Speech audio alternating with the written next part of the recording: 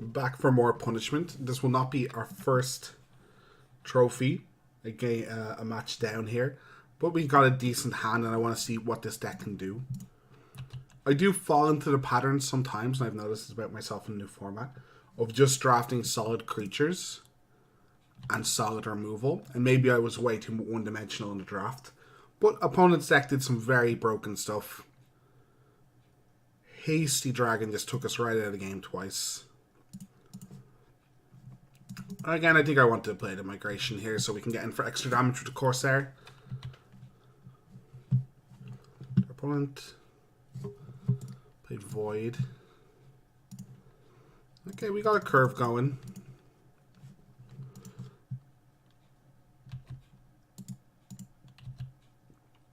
In for 2.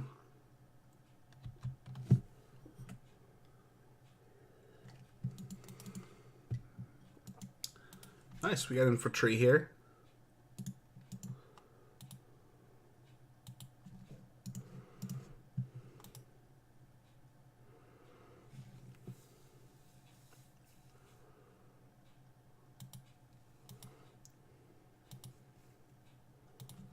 I think we use all our mana just to Bard here. Mini Ghostly Prison. Ooh, this card's actually really good. I played with this card, and if you don't know if it's good or not, it just is. It's been excellent so far, anytime I've played with or against it.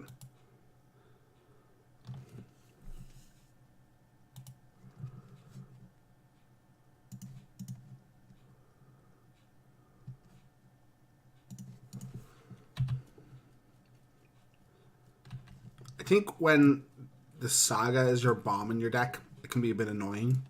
Sagas are kind of hard to deal with. I don't mind as much the Hasty Dragon. It is an annoying card to exist, but at least the Hasty Dragon is just can just be removed from the game, or even just killed once and then you just swing a couple times while it's on its like suspend. Or in Ballast Clutches, though in Ballast Clutch does get you some modes of the good Sagas, but usually that's still kind of not good enough. Maybe it's good enough if you like get to make the demon off of it. Ooh, Flying Force here from opponent on a healthy life total. They're gonna have to start sacrificing cards so their demon doesn't 6 them. They're on a healthy 15 life. That was mana number 8. It means if we get that +2/+2/+2 to everything spell, I think is it Wild Growth? Wild something. We're doing fine. At the moment, we're going to get Dome for 6. We're very likely going to have the Gideon's Approach here. This is going to cost him 2 to attack, but this is why this card's kind of, I think, probably overrated to an extent. Though it did wheel in our draft.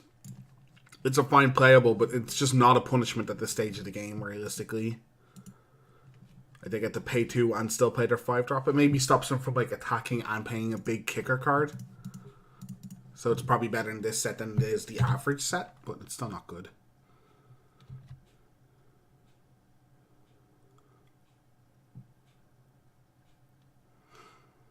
Another one. Oh, that's gross. That's real gross.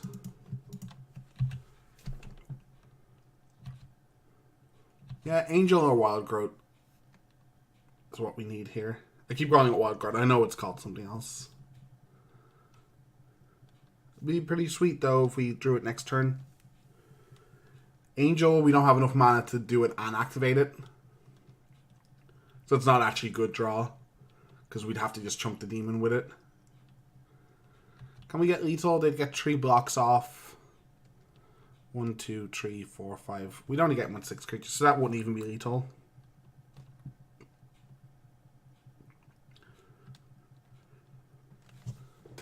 Yeah, we just got beat by another big old flyer and didn't really have any removal to deal with it. And maybe that's why our deck is bad. Just no removal to deal with the stuff we're looking at here. Means maybe we should just be splashing this. Can play this though and kill their Saga before it happens. Color combination doesn't have any other cards like common cards, artifacts, or enchantments. Artifacts are just kind of common. Wild Onslaught, not Wild Growth. I think these approaches have been just bad. They killed the flyer in the last game. I guess I can't just call them bad. I think this card might just be bad though. 2/4 Vigilance is just mediocre. I still have 14 creatures because of the migrations. And Mending of Dominaria is pretty much a couple of creatures. So let's try that. Good 5-drop and a Reproach. I think it's a keep. These keeps have been like close though. If I draw a couple more lands, this hand is awful and the Kavu is going to have to do a lot of work to be relevant.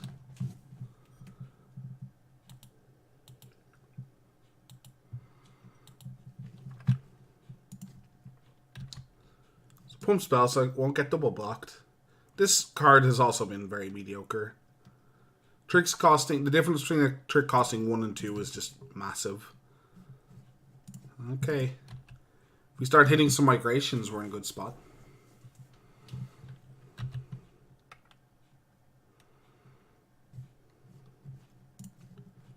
Right on time, Pegasus.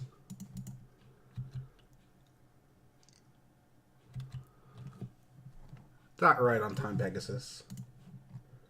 Maybe I should have forced the blue-white a bit more.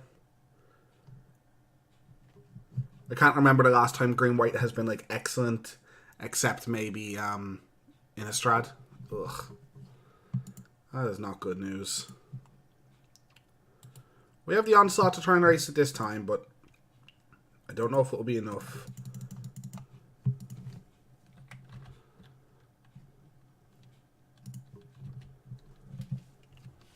We also just have 6 in the air.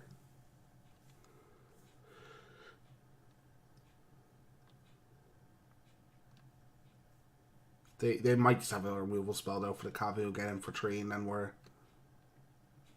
getting beat. We're getting beat pretty hard.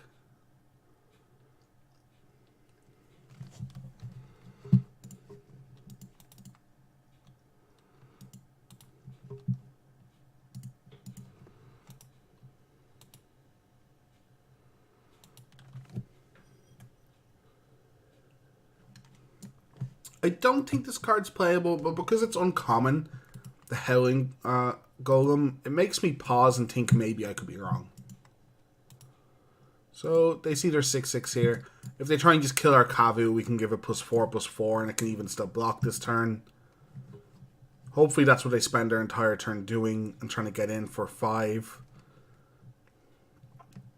Yeah, it looks like what they're going to do with their entire turn. That gives us a chance, I think. Though this was the way we were going to try and force through the demon, so maybe it doesn't give us a chance. Still a 4/4.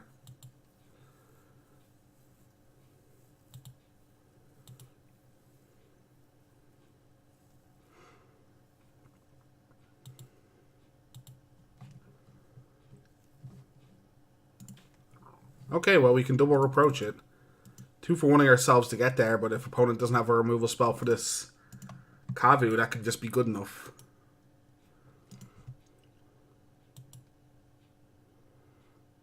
Even a land isn't a good draw, but isn't like awful.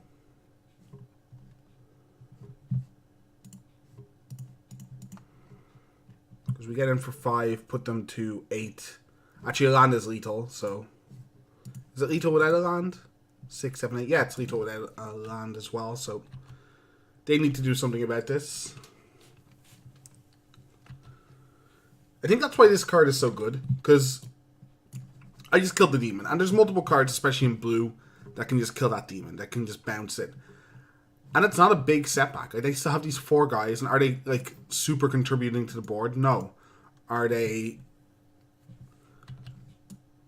still good? Yeah. Like, there's also multiple effects. There's a couple of sack effects in black that can make them useful. They can just chump, they can save damage. They're just good to have. Do they have their black 5-drop that gains them trait life? That's a card we do not want to see here. Okay, they do. So I attack with both. They block here. I think I just want to pump +1/+1 and play this also. In case they do just kill the Kavu.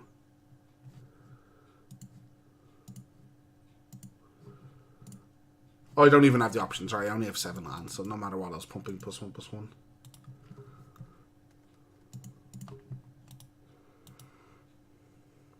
Two cards left in their hand. They could have charge.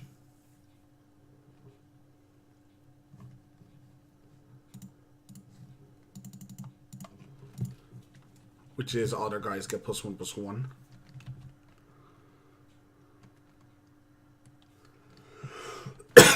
Sorry. I'm not 100% familiar with the tricks in the format.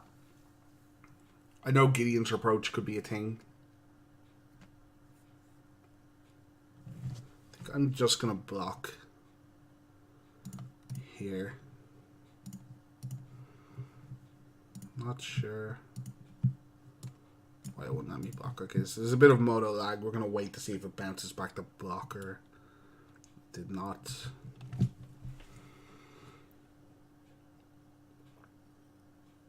Eventually, I'm probably going to have to be taxed into doing this. Like, I'm going to 9. The other board isn't as busy as it looks. Clerics are not contributing to attacking here. Yeah, I just didn't want this to die to, like, a reproach or something.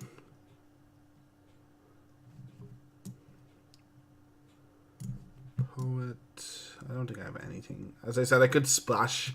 Maybe I'm supposed to, like, bring in the Envoy, bring in the Eviscerate, and, like, 1 source. And then this also counts as, like, it makes it a 5-drop, but it counts as a source. I still don't think so. I still think I'm fine. Like, that's the only card I've actually seen that I want to Eviscerate for. I think I'd rather stay on the beatdown with, like, my mediocre removal. I could be wrong, though. Maybe I should have also done this in the last game. But the problem is their bomb, if I kill it, just comes back if I don't kill them in the next couple turns, so that was less straightforward. But I'm just going to draw. I don't think that's... I'm of the PV philosophy of I don't think that's ever correct, except in very niche situations.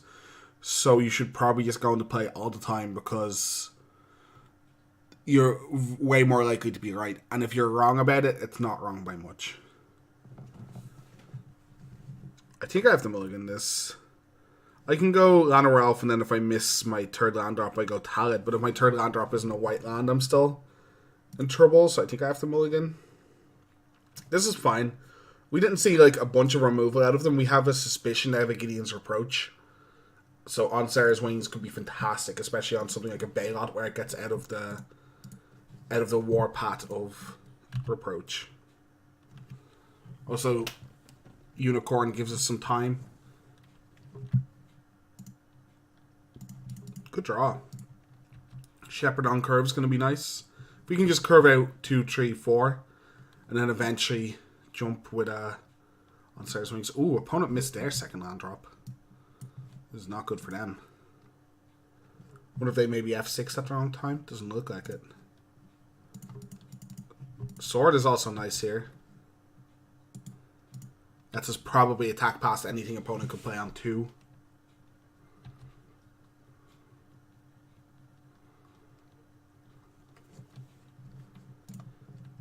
I don't want to double attack. I think opponent's just priced into blocking one of them and watching a trick.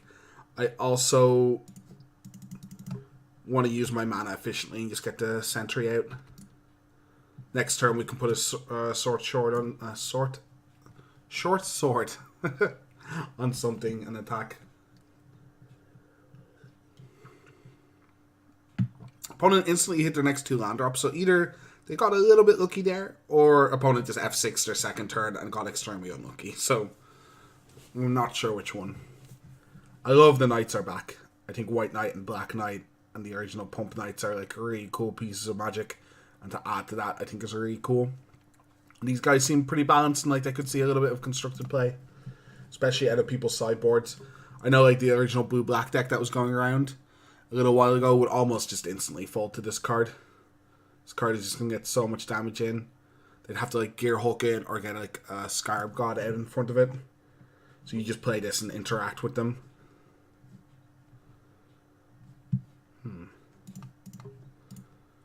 Sword of Shortness. I could put it on the unicorn first, but I'd like the shepherd to die if they have some kind of trick for it now.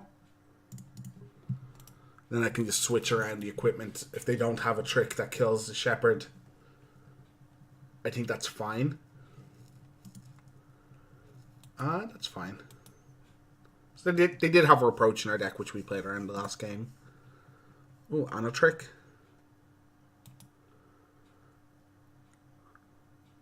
Fungal infection. Do I let them just trade for half a card? I don't really want to use the Animus yet. I think I just let them trade for half a card.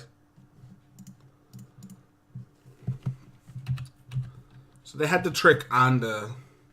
It was a very efficient turn. They had the combat trick and they had the reproach. Now I'm probably just putting wings on it. We're falling behind. It could just get killed.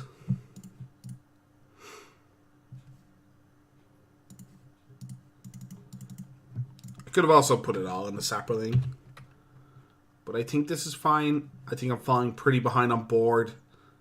I think I need to put some pressure on our life total. We have an actual Sarah Angel here, 4/4 flying, that lifelink as well. Am I just going to get... I was about to say, am I just going to get eviscerated? That would suck. Ooh, that's a big draw. That is a big time draw. This has hexproof now as well.